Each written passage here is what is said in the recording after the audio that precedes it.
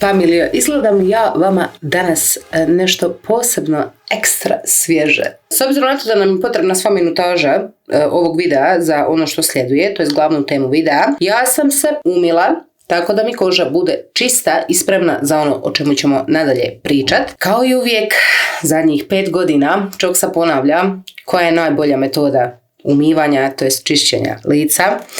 I to je uvijek i zauvijek bila i bit će pjena plus gel. I samo ću na ovaj način podijeliti s vama što sam koristila. Balea Med Green Papaya Pore Cleansing Foam od brenda Rovectin. Mogu vam reći da mi je fin. E sad, dok mi dalje pričamo, ono što ću ja napraviti, a s obzirom na to da mi je koža čista, umila sam se, dakle koža mi je očišćena i od SPF-a, šminku danas nisam imala, ali SPF skinut, temeljito, lice očišćeno, osjećam se svježije nego ikad. Ono što ću napraviti jest to da ću staviti tonika. Spominjali smo ga već jučer, Laneige Cream Skin. Ja ću naprskat lice sada, iako vam možda bude malo čudno, s obzirom na to što ću nadalje koristiti, ali vidjet ćete zašto i kako. Dakle, hidratacija uvijek i zauvijek, familijo, neizostavan korak. Osim što sam nanijela tonik, naprskala ga, utisnut ću ga prstima, to je dlanovima, u kožu. I feel fresh, I feel alive, renewed. Sve se dobro osjećam čim odradim rutinu. Kakav glow ovaj proizvod daje koži, doslovno cream skin, znači samo ime mu sve govori.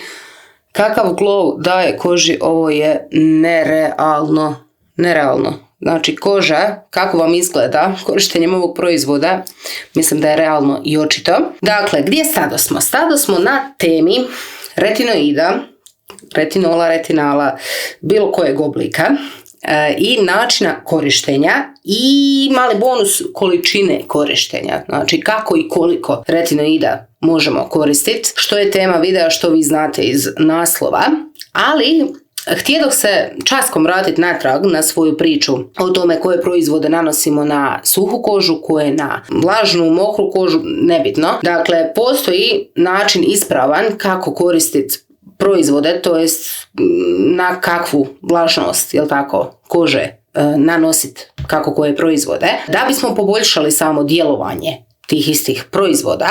I o tome sam već pričala. Dakle, imate poseban video na tu temu, ja ću ga okačiti ovdje gore da vam iskoči pa da ga pogledate, tako da se prisjetite ako ste ga nekad davno gledali, da vam malo zasvijetle žarulje, skincare žarulje u glavi.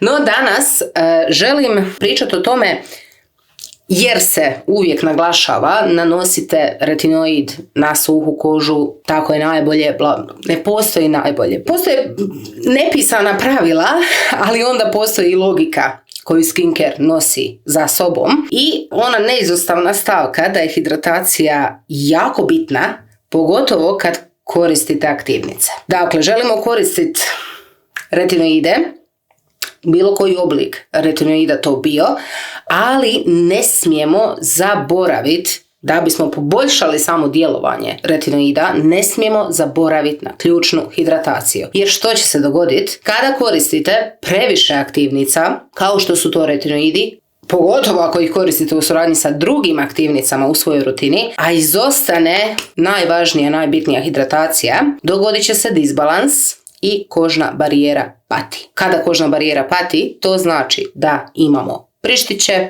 akne, neželjene probleme, iritacije, crvenilo, svrbež, ne daj Bože.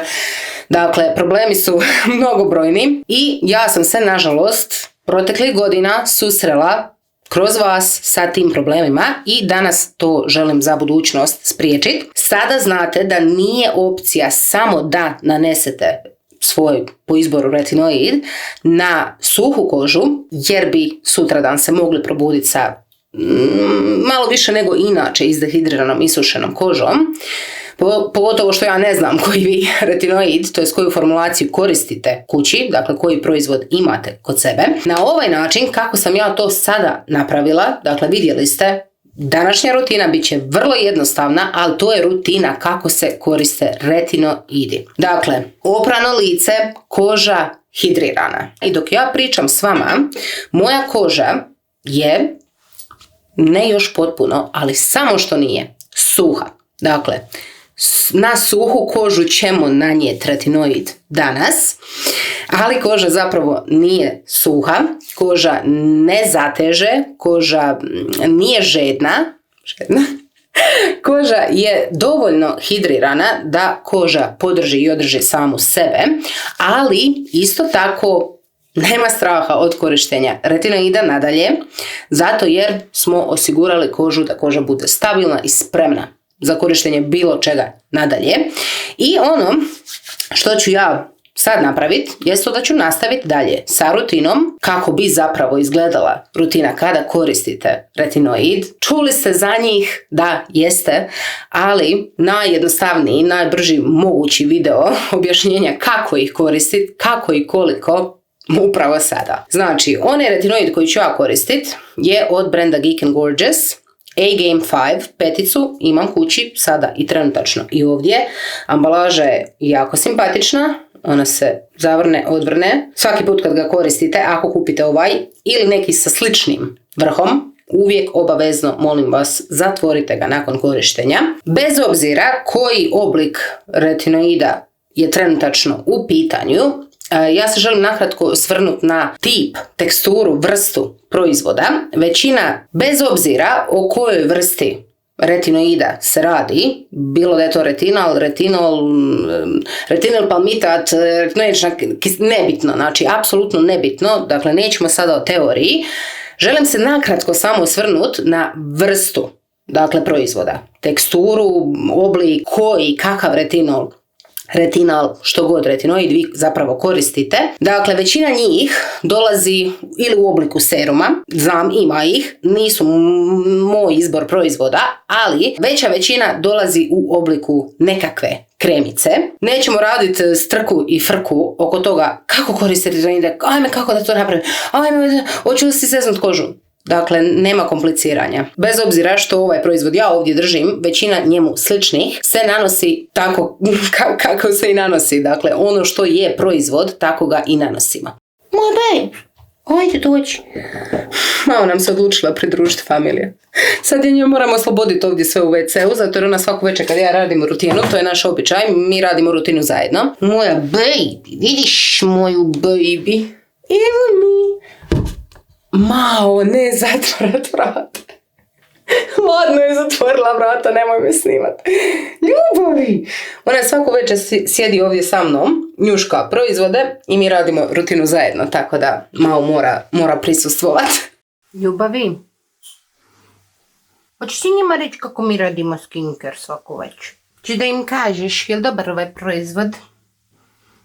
Ajde reci im, što misliš? Evo mikrofon. Dajte nam svoju recenziju, gospodo. Može recenzija. Hoćeš pomirisat, ljubavi? Ja, Nina, tebi svako već ide da pomirišeš. Lijepo miriše. Miriše li lijepo? Ne miriše na ništa. Da, ne miriše na ništa, baby. Ti si moja baby. Jesi, ti si moja baby. Baby. Malo, sad si me prekinula. Gdje smo stali? Dakle, ako je retinoid u obliku kreme, retinoid se nanosi u koraku nanošenja kreme. Dakle, nanosi se kao krema. Kao što ste vidjeli danas na mojoj rutini.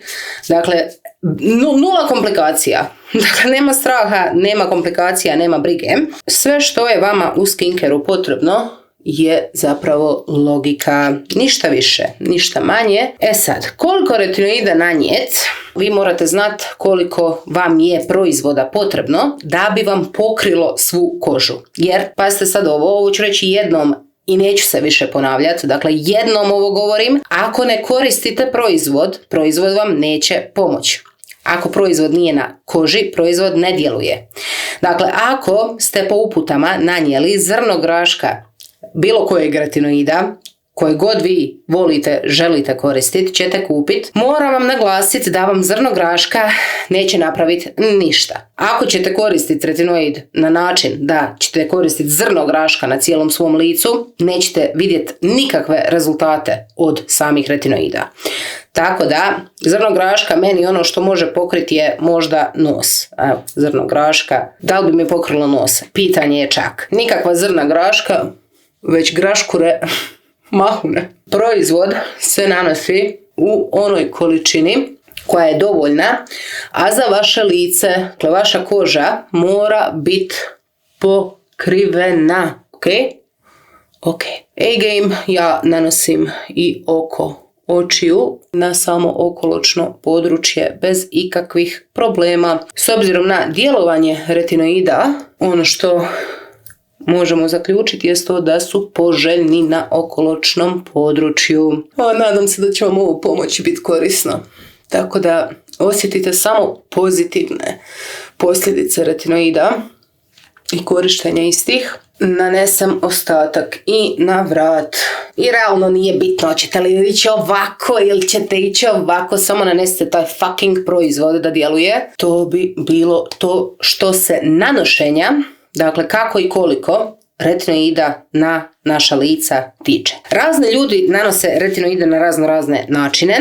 Neki ljudi jače retinoide nanose nakon obične hidratantne kreme, neki nanose na ovaj način kao kremu, neki nanose prije kreme i to ovisi o tome što je vaša koža trenutačno, kakva vam je koža, kako vam se koža osjeća.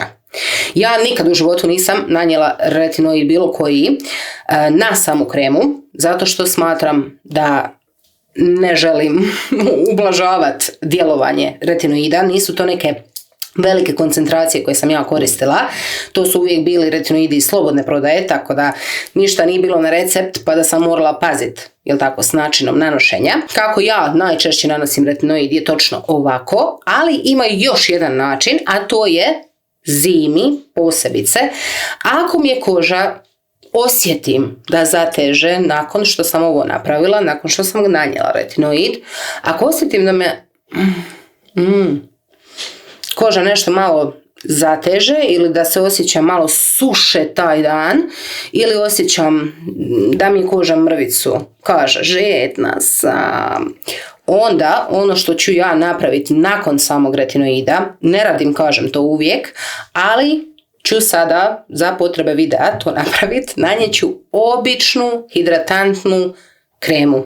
Dakle, basica, obična hidratantna krema koja se lijepo ljubi sa svim ostalim aktivnim sastojcima koje ćete koristiti u svojoj rutini, a nadam se da ju svi imate. Ideš ljubavi? Gospođa je odlučila da ipak neće više da se druži s nama. Dakle, obična, najobičnija, koliko sam vam ih do sad preporučila, valjda bilion do sad. Dakle, ona koju vi koristite, hidratantna krema, slijeduje sada. Ona koju ja trenutačno ovdje imam, koju sam skoro do kraja potrošila, je od brenda Dear Klairs. Obična hidratacija, jer što? Hidratacija, kao što, kako bi Lapić rekao, kao što čizma glavu čuva, hidratacija čuva kožu. Jej! Nakon što smo dopustili retinoidu 5 minutica da se upije u kožu, sada obična hidratantna krema, tako da ipak ta hidratacija